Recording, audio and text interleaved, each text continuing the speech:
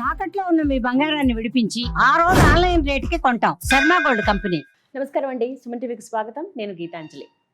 మనలో చాలా మందికి ఎన్నో ధర్మ సందేహాలు వస్తూ ఉంటాయి. అందులో ప్రధానంగా దేవాలయ దర్శనం ఏ విధంగా చేయాలి అసలు?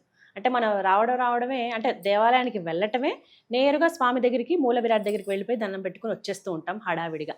ఇంకొన్ని సందేహాలు ఏంటంటే నవగ్రహాల్ని ఏ సమయంలో దర్శించుకోవాలి, ముందుగా ప్రధానమూర్తిని దర్శించుకున్న తర్వాత నవగ్రహాల, లేకుంటే ముందు నవగ్రహాలు తర్వాతే ప్రధాన దైవం దగ్గరిక, ఇలా సందేహం ఉంటుంది. అలాగే ప్రదక్షిణ చేసే ప్రక్రియ కావచ్చు, అంటే ఒక పరిక్రమ చేసే క్రమంలో ఏవేవి ముందుగా దర్శించుకోవాలి, ఏవి తర్వాత అనేది చాలా మందికి ఉండే సందేహాలండి. ఇది నిజమా కాదా అని అడుగుతూ ఉంటారు. ఎందుకంటే ఈ మధ్య చాలా మందికి ఆసక్తి పెరిగింది. మన ధర్మం గురించి, మన శాస్త్రం గురించి అసలు ఏమని చెప్పబడిందో దాని ప్రకారంగానే మనం చేద్దామన్న ఆలోచన చాలా మందిలో పుట్టుకొస్తుంది. అది సంతోషమే. అయితే మరి తెలుసుకునే విధానం కూడా మనకి ఉండాలి కదా. అందులో ముఖ్యంగా నందిభట్ల శ్రీహరి శర్మ గురువు గారండి, వీరి గురించి ప్రత్యేకంగా చెప్పాలి. ఏదైనా ఇలా సందేహం అడిగినప్పుడు వెంటనే వారు రీసెర్చ్ చేసి అసలు ఏం చెప్పబడింది శాస్త్రంలో అని కనుక్కుని మరీ చెప్తారు. అందుకే వారినే అడిగాము. అడగగానే తప్పకుండా దీనిపైన ఒక క్లారిటీ ఇద్దాము అని అన్నారు. మరి ఆలస్యం చేయకుండా మాట్లాడదాము. సంకల్ప మందిర నిర్వాహకులు, ప్రముఖ జ్యోతిష్యులు బ్రహ్మశ్రీ నందిభట్ల శ్రీహరి శర్మ గురువు గారితో మాట్లాడదాం. గురుగారు నమస్కారం అండి. వాగర్థావివ సంపృక్తౌ వాగర్థ ప్రతిపత్తయే జగతః పితరౌ వందే పార్వతీ పరమేశ్వరౌ ఆదిత్యాయ చ సోమాయ మంగళాయ బుధాయ చ గురుశుక్ర శనిభ్యశ్చ రాహవే కేతవే నమః.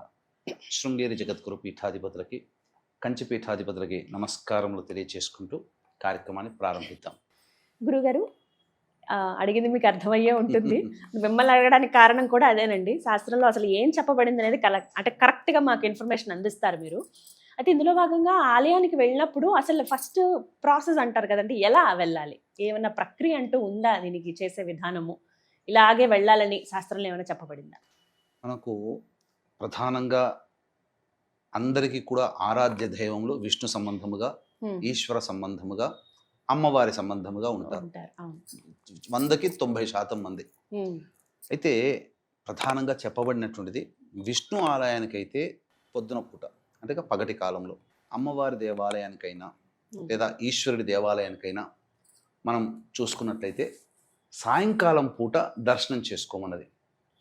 ఎందుకంటే విష్ణు అలంకార ప్రియ కాబట్టి అభిషేకము అర్చన అయిన తర్వాత బాగా అలంకరణ చేస్తారు కదా, మళ్ళీ సాయంత్రం పూట అలంకరణ ఉండదు, పొద్దున పూట చేసింది అలా ఉండిపోతుంది.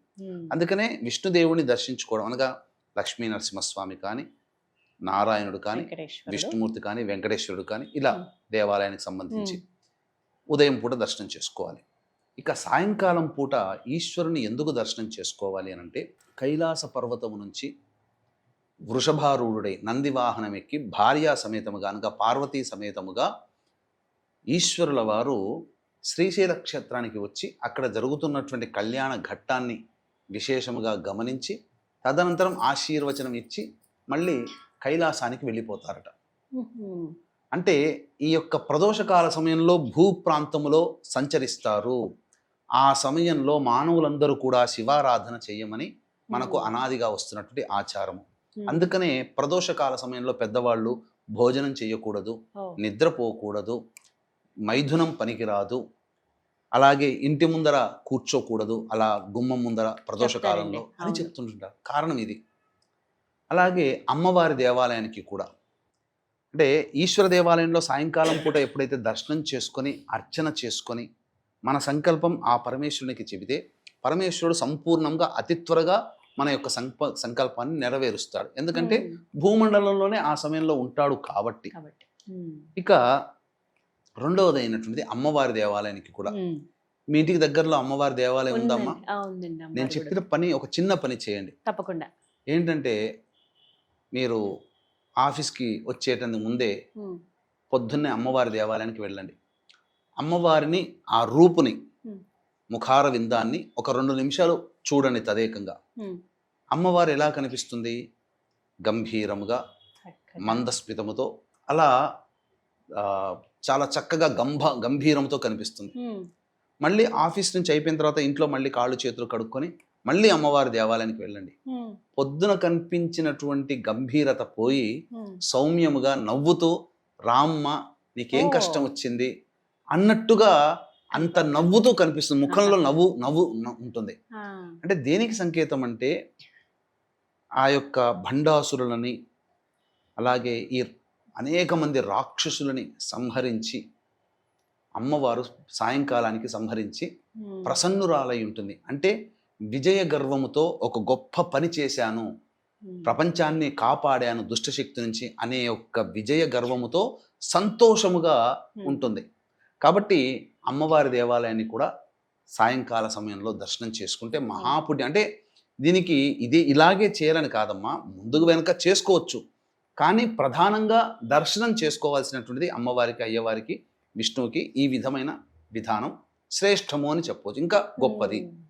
ఇక మన ఇంటి నుంచి దేవాలయానికి చేరుకునేటప్పుడు ప్రధానంగా పూర్వకాలంలో అయితే కాలి నడకన నడుచుకుంటూ దేవాలయానికి వెళ్ళేవాడు. ఇప్పుడు బీపీ, షుగర్లు ఇబ్బందులు ఎదురవుతున్నాయి కాబట్టి బండి మీద వస్తారు. చెప్పులన్నీ కూడాను ఒక పక్కన వదిలిపెట్టి మనం ఇంటి నుంచి మార్గమధ్యంలో తొక్కకూడని తొక్కినా, తగలకూడని వస్తువులు తగిలినా, లేదా మైలో ఉన్నటువంటి వాళ్ళు మనకు తెలియదు కదా, వాళ్ళని తగిలిన ఆ దోషం ఉంటుంది. కాబట్టి దేవాలయంలోకి ప్రవేశం చేయగానే ముందుగా కాళ్ళు కడుక్కోవాలి. మగవాళ్ళైతే కుడికాలు తర్వాత ఎడమకాలు, ఆడవాళ్ళైతే ఎడమకాలు తర్వాత కుడికాలు ప్రక్షాళన చేసి అప్పుడు ఆ యొక్క గర్భాలయ శిఖరం ఉంటుంది కదా, మొట్టమొదలు ఆ శిఖరాన్ని నమస్కారం చేసుకోవాలి. తర్వాత ధ్వజస్తంభ నమస్కారం చేసుకొని నవగ్రహాలు ఉంటే నవగ్రహాల చుట్టూ ప్రదక్షిణ చేసి తదనంతరం ఆ మూల విరాట్టు దగ్గరికి కాకుండా మూల విరాట్టుకి అంగభూతముగా ఉన్నటువంటి ఉప ఆలయాలని దర్శనం చేసుకోవాలి. అంటే విష్ణుమూర్తి అయితే ఆళ్వార్లు, అలాగే గరుత్మంతుడు, అలాగే గోదాదేవి, లక్ష్మీదేవి దర్శనం చేసుకుని తదనంతరం విష్ణుమూర్తిని. అదే శివాలయానికి వెళితే ముందుగా గణపతి, కుమారస్వామి, అమ్మవారు, నంది, తదుపరి పరమేశ్వరుని దర్శనం చేసుకోవాలి. ఇలా మనకు అమ్మవారికి అయితే కూడా అమ్మవారి ఉపాలయాలు ఉంటాయి, దర్శనం చేసుకుని ఆ విధంగా చేసుకోవాలి. ఇప్పుడు ఉపాలయాల గురించి చెప్పారు కదా గురుగారు, ఇక్కడే చిన్న సందేహం అండి. నవగ్రహాలు ఉంటాయి, అయితే ముందుగా నవగ్రహాలు దర్శనం చేసుకుని అక్కడ ప్రదక్షిణాల చేయవచ్చా, లేదంటే తర్వాతే ప్రధానమూర్తిని చూసిన తర్వాతే ఇక్కడికి రావాలా, ఎలా అండి ప్రక్రియ? ఒక్క విషయం చెప్తానమ్మా. ప్రధానంగా స్వామివారిని దర్శనం చేసుకోవాలన్నా ముందుగా జయ విజయులని దర్శనం చేసుకునే కదా సనక సనందాదుల వాళ్ళందరూ వచ్చి, నారద మునిందుల వారు కూడా ముందుగా రక్షకులనే కదా. అలాగే కైలాసంలో ఉన్నటువంటి పరమేశ్వరుని దర్శనం చేసుకోవాలంటే ముందు నంది, భృంగి, శృంగి, ప్రమద గణాలు వీళ్ళందరినీ దాటే పరమేశ్వరుని దగ్గరికి వెళ్తారు. అలాగే ఆ పరమేశ్వరుడే స్థాపించినటువంటి దేవతల నవగ్రహాలు, ముందుగా నవగ్రహాలు, ఆ పరమేశ్వరుని చుట్టుపక్కల ఉన్నటువంటి ఉపాలయాలు దర్శించి తర్వాత స్వామిని దర్శించుకోవాలి. అయితే చాలా మంది నవగ్రహాలు దర్శనం చేసుకున్నాక కాళ్ళు కడుక్కోవాలి అని అంటారు. మొదలే దేవాలయానికి అప్పుడే కాళ్ళు కడుక్కున్నాం, మళ్ళీ నవగ్రహాల తర్వాత కాళ్ళు ఎందుకు? అవసరం లేదు. కాకపోతే ఏ సందర్భంలో కాళ్ళు కడుక్కోవాలి దేవాలయంలో నవగ్రహాల దగ్గర అంటే, ఏదైనా గ్రహదోష నివారణార్థమై ప్రత్యేకముగా నవగ్రహాల దగ్గర ఈ యొక్క పూజలు, అర్చనలు, అభిషేకాలు, దానాది కార్యక్రమాలు, బలి కార్యక్రమాలు చేస్తారు కదా, అప్పుడు కాళ్ళు కడుక్కొని మళ్ళీ మూల విరాట్టు దగ్గరికి వెళ్ళాలి. ఇది విధానంగా చెప్పబడి ఉంది. అంతే తప్ప నవగ్రహాలు చూడగానే మళ్ళీ దర్శనం చేసుకొని మళ్ళీ ప్రదక్షిణ చేసి మళ్ళీ కాళ్ళు కడుక్కొని మళ్ళీ దేవాలయానికి వెళ్ళి మళ్ళీ మూల విరాట్టు చేయాలని అవసరం లేదు. ఇంకొన్ని సందర్భాలలో మృత్యుంజయ పరిహారార్థమై దానాది కార్యక్రమాలు, బలి కార్యక్రమాలు, అలాగే శనిదోష నివారణ కార్యక్రమాలు జరిపించుకుంటారు కదా, ఆ సందర్భంగా దానాది హోమాది కార్యక్రమాలు జరిపిన తరువాత కాళ్ళు కడుక్కొని మళ్ళీ దర్శనం చేసుకోవాలి. అంతే విధంగా ఈ యొక్క రావి చెట్టుని ప్రదోషకాల సమయంలో ప్రదక్షిణలు చేయకూడదు. సాయంకాలం సూర్యాస్తమైన తర్వాత రావి చెట్టు దగ్గర ఉండకూడదు. ఇది శాస్త్ర నియమం. అంటే జ్యేష్ఠాదేవి మళ్ళీ మనతో పాటు మన ఇంటికి వస్తుందని ఈ విధంగా చెప్పబడి ఉంది. అంతేకాకుండా ఈ రోజున్నటువంటి ప్రస్తుత వైఖరి గనక మనం చూసినట్లయితే అనేక దేవాలయాల్లో చూస్తున్నాం.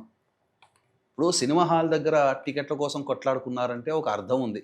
ఇష్టమైన అభిమాన నటుడు, సినిమా మిస్ అయిపోతాము, అది అదే విధానం దేవుడి దగ్గర అప్లై చేస్తారు. దేవుడి దగ్గరకు వచ్చినప్పుడు అందరూ దాసులే. అరిషడ్వర్గాలని పూర్తిగా తొలగించుకొని మనం అక్కడ క్యూలో నిలబడతాం. చెయ్యి తగిలిందనో లేకపోతే చొక్కా తగిలిందనో ఇలా పలు కారణాలతో ఆగ్రహావేశాలతో లోనయ్యి అక్కడ దేవుని ధ్యానం వదిలిపెట్టి ఈ విధంగా కొట్లాడుతూ కూర్చొని వాగ్వివాదాలు చేసుకుంటూ తొక్కిసలాటలు జరుగుతూ ఇవన్నీ ఇది సందర్భోచితం కాదమ్మా. అందుకనే వీక్షించేటువంటి ప్రేక్షకులు కూడా ఈ దేవాలయానికి సంబంధించినటువంటి దర్శనానికి వెళ్ళినప్పుడు స్థిరచిత్తమైన మనస్సు కలవారై, అలాగే అరిషడ్వర్గాలని కూడా అదుపులో పెట్టుకొని సదా దైవనామస్మరణ, ఏ దేవాలయానికి వెళితే ఆ దేవత యొక్క నామస్మరణ చేసుకుంటూ, ప్రధానంగా ఎవరైతే అక్కడ ఉండి ఆ స్వామిని ఆ అమ్మవారిని దర్శనం చేసుకొని బయట కూర్చొని ఆ పాజిటివ్ ఎనర్జీని ఫీల్ అయ్యి తర్వాత ఇంటికి వస్తారో ఖచ్చితంగా ఆ దేవతానుగ్రహం కలుగుతుంది. ఎలా కలుగుతుంది దేవతానుగ్రహం అంటే, నిజంగా నిజమైన భక్తుడిని పరమేశ్వరుడైనా, ఆ స్వామివారైనా, నారాయణుడైనా, అమ్మవారైనా ఆప్తంగా దగ్గర తీసుకుంటారు. ఎలా తీసుకుంటారు? మీరు వెళ్ళారు, చాలా చోట్ల పెద్ద క్యూలు కనబడతాయి. అమ్మ ఈశ్వరుని దర్శనం చేసుకోలేకపోయినా, అమ్మవారిని దర్శనం చేసుకొని ఇంత క్యూలో నేను ఉండలేకపోతాను, నా వల్ల కాదు అని ఆర్ద్రమైన హృదయంతో కనుక ఎవరైనా భక్తులు కనుక ఉంటే వాళ్ళ జీవితంలో, మీ జీవితంలో కూడా ప్రేక్షకులు వీక్షించేటువంటి ప్రేక్షకుల జీవితంలో ఎక్కడో ఒక సందర్భంలో ఒకసారి జరిగి ఉంటుంది, ఖచ్చితంగా జరిగి ఉంటుంది. అలా బాధపడుతూ అయ్యో నా స్వామిని దర్శించుకోలేకపోయాను, నా అమ్మవారిని దర్శనం చేసుకోలేకపోయాను అని బాధపడుతూ అంత క్యూలో నా వల్ల కాదు, ఎప్పటికవుతుందో అనుకున్నటువంటి సమయంలో ఎవరో ఒక వ్యక్తి అయ్యగారి రూపంలోనో పెద్ద ధర్మాధికారి రూపంలోనో ఎవరో ఒక వ్యక్తి, రండి మీరు ఇక్కడ నిలబడ్డారేంటి, రండి చూద్దాం పదండి, మేము కూడా పోతున్నాం మాతో పాటు రండి అని చెప్పి తీసుకొని పోయి పక్క వరుసలోంచి ఇలా తీసుకుపోయి వెంబడే దర్శనం చేసి బయటకు వస్తే ఆ మనిషి కనబడ్డాడు. ఇలా చాలా మంది జీవితాల్లో ఎంతో మంది ఘట్టాలు జరుగుతున్నాయి. అదే నిజమైన భక్తికి తార్కాణము. ఆ భగవంతుడు మనల్ని అనుగ్రహించాడు అనడానికి తార్కాణం. అంటే క్యూలో నిలబడ్డ వాళ్ళకందరికీ భక్తి లేదా, లేకపోతే వాళ్ళకి భగవంతుడు అనుగ్రహించడా అని అంటే, అక్కడ ఉన్న అరిషడ్వర్గాలని జయించలేక మనసు ఒక చోట, శరీరం ఒక చోట పెట్టుకున్న వాళ్ళకి దైవం ఎలా కరుణిస్తుంది? అందుకే ఇంతమంది దేవాలయం వెళ్ళిన, ఈ దేవాలయానికి వెళ్తే మీకు ఈ సమస్య తీరుతుంది అని చెప్తాం, కానీ ఆ సమస్య గురించి అక్కడ మనం విన్నవించుకుంటున్నామా? మళ్ళీ మన దైనందిన జీవితంలో ఫోన్లు మాట్లాడుకుంటుంటాం, ఫైటింగ్స్ చేస్తూ ఉంటుంటాం, భార్య పిల్లల్ని తిడుతూ కూర్చుంటుంటాం. ఇలా ఎక్కడికి పోయినా మన సహజమైన స్వభావం ఇంట్లో ఉన్నట్టుగా దేవాలయంలో ఉంటే ఎలా? పైగా కొంతమంది దర్పం చూపిస్తారు, నేను గొప్ప ధనవంతుడిని, ఈ స్వామికి ఇంత చేశాను అంత చేస్తున్నాను. ఇలా పనికిరాదమ్మా. ఎంతటి వాడైనా ఆ స్వామికి దాసుడే, అమ్మవారికి దాసుడే.